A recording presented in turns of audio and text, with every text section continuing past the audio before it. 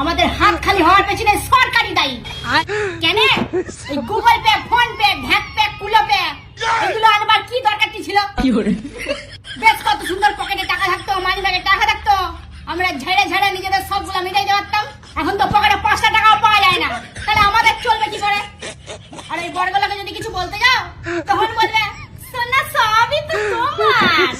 কিন্তু আমার যে কি সাইডে ধরতে পারলাম নাই।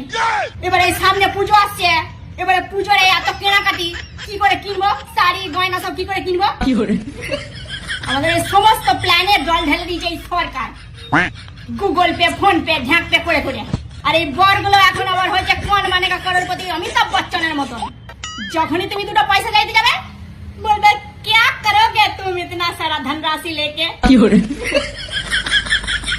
ভাল লাগে না। এবার পুজোয় আমি শপিংটা কি করে করবো? हे प्रभु हे हरि राम कृष्ण जगन्नाथ। गूगल पे, फोन पे से जो टूटे कोई सपना जग হাতে একটুকু পয়সা নাই পুজোর সময়। गजब बेइज्जती।